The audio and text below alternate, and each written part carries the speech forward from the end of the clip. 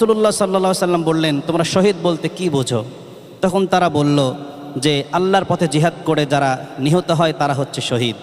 রাসূলুল্লাহ সাল্লাল্লাহু আলাইহি সাল্লাম তখন বললেন, যারা আল্লাহর রাস্তায় জিহাদ করে নিহত হয় শুধুমাত্র তারাই শহীদ নয়, বরং এমন কিছু মৃত্যু আছে যারা এই মৃত্যুমুখে পতিত হয় তারাও শহীদের মর্যাদা লাভ করে। তাদের মধ্যে এক নম্বরে রাসূলুল্লাহ সাল্লাল্লাহু আলাইহি সাল্লাম বললেন, ওই ব্যক্তি যে ব্যক্তি আল্লাহর রাস্তায় জিহাদ করে শহীদ হয়। তবে একটা কথা মনে রাখতে হবে, যারা আল্লাহর রাস্তায় জিহাদ করে শহীদ হয় তাদের মর্যাদা অন্যান্য যে গুণের কথা রাসূল সাল্লাল্লাহু আলাইহি সাল্লাম বলেছেন তাদের চাইতে অনেক গুণে বেশি। দুই নম্বরে রাসূলুল্লাহ সাল্লাল্লাহু আলাইহি সাল্লাম বলেছেন, যে ব্যক্তি প্লেগ রোগে ইন্তেকাল করে সে ব্যক্তিও শহীদ। তিন নম্বরে রাসূলুল্লাহ সাল্লাল্লাহু আলাইহি সাল্লাম বলেছেন, যে ব্যক্তি পানিতে ডুবে মারা যায় সেও শহীদ।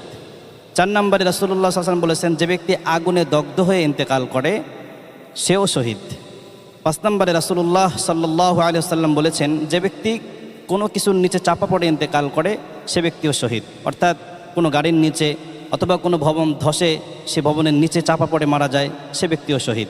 ছয় নম্বরে রাসূলুল্লাহ সাল্লাল্লাহু আলাইহি ওয়াসাল্লাম বলেছেন, যে নারী তার গর্ভে সন্তান নিয়ে ইন্তেকাল করে অর্থাৎ গর্ভবতী অবস্থায় মারা যায় সে মহিলাও শহীদ। তাহলে এই হাদিস থেকে আমরা জানতে পারলাম যারা আগুনে দগ্ধ হয়ে মারা যায় তারাও শহীদের মর্যাদা লাভ করে। তাহলে এই হাদিস থেকে আমরা পরিষ্কার এটাও বুঝতে পারলাম যে গতকাল যারা ঢাকা মাইলস্টোন কলেজে আগুনে দগ্ধ হয়ে ইন্তেকাল করেছে তারাও শহীদ। আমরা দোয়া করি আল্লাহ তাআলার কাছে যারা গতকাল এই অগ্নিকাণ্ডে ইন্তেকাল করেছে, আল্লাহ সুবহানাহু ওয়া তাআলা তাদেরকে শহীদি মর্যাদা দান করুন এবং যে সমস্ত বাবা মা সন্তানদেরকে হারিয়েছেন আল্লাহ পাক তাদেরকে এই শোক সহবার তৌফিক দান করেন।